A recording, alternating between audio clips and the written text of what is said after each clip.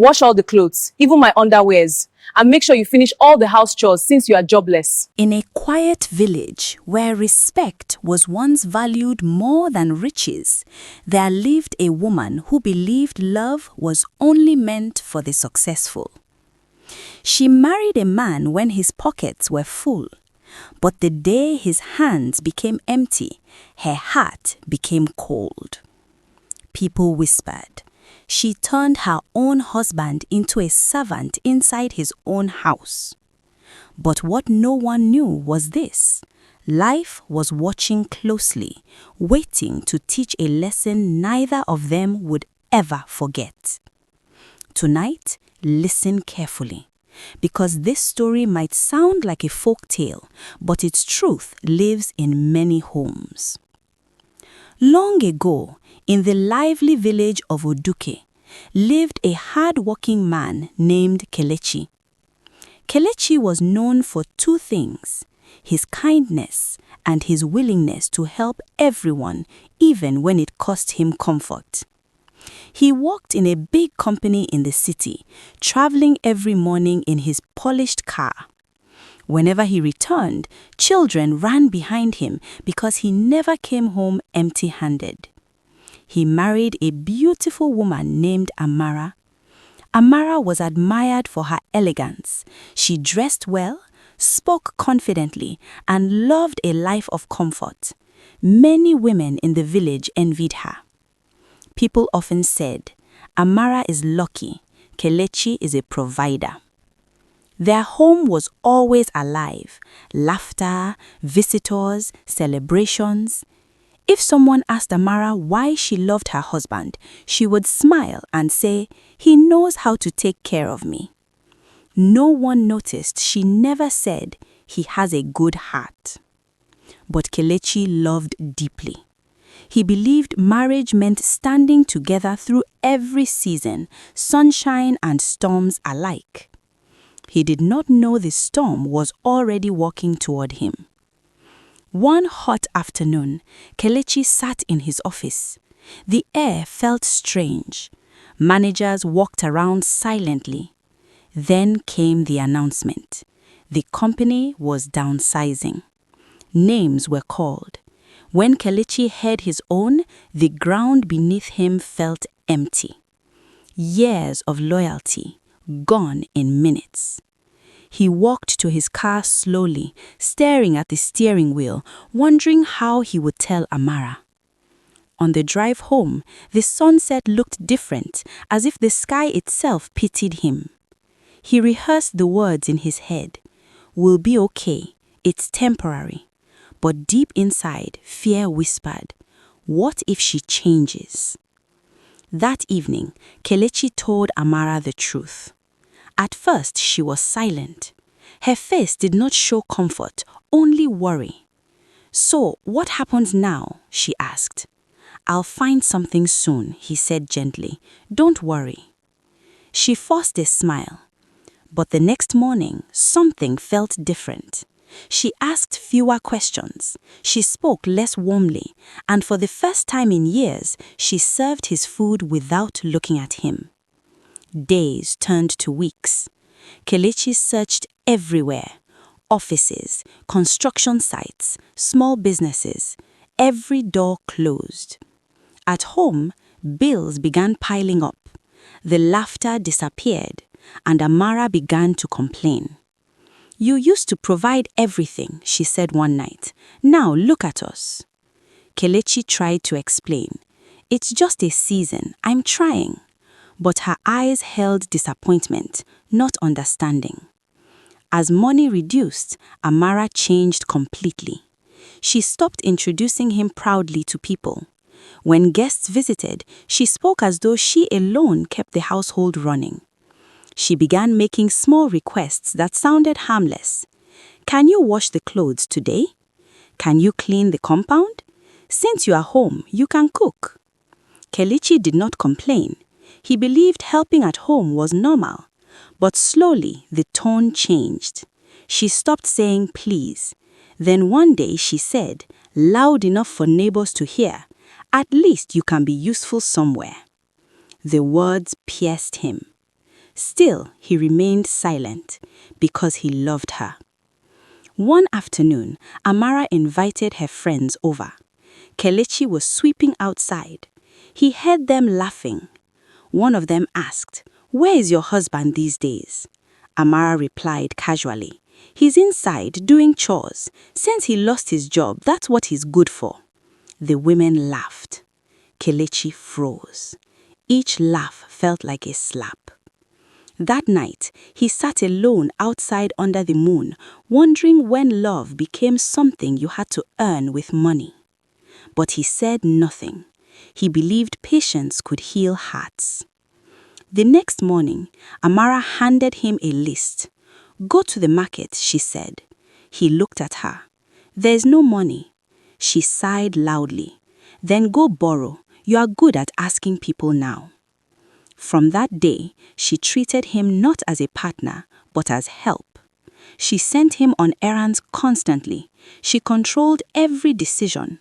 She even began introducing him as someone managing the house.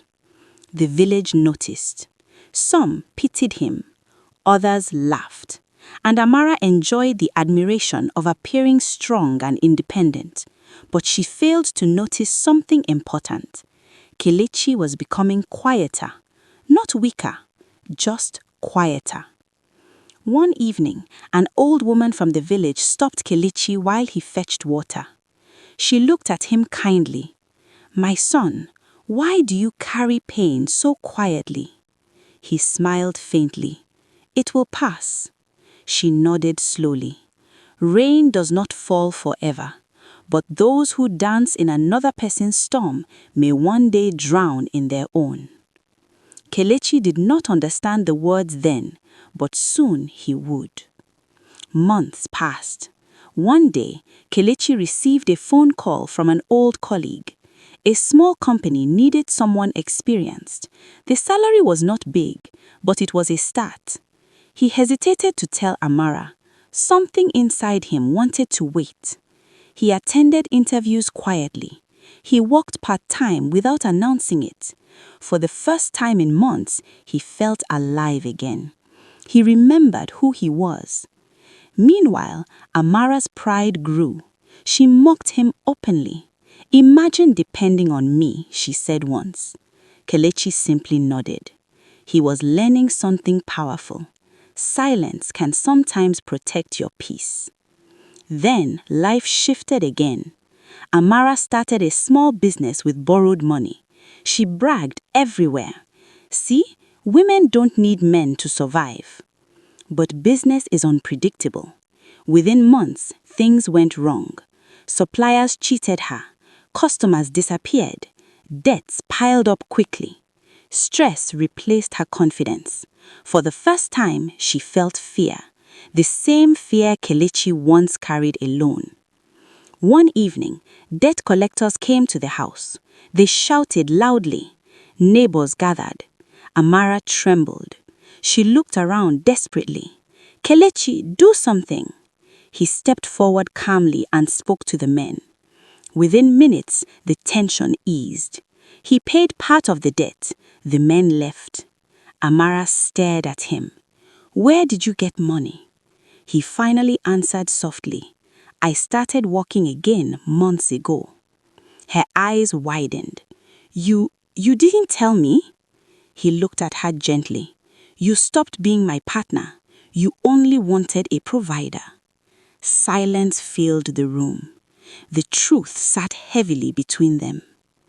That night, Amara could not sleep. Memories flooded her mind. The laughter with friends, the insults, the way she treated him like a servant. For the first time, she saw herself clearly. Not strong, not independent, but cruel.